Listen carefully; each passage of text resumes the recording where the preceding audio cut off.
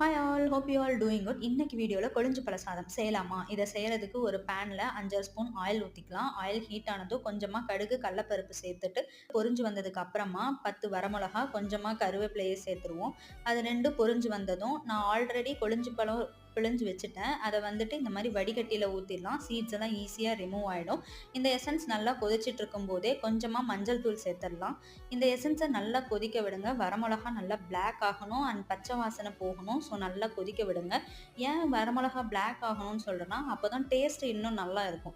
தென் சாதம் நல்லா சூடாக வடிச்சிட்டு தேவையான அளவுக்கு உப்பு சேர்த்துக்கலாம்.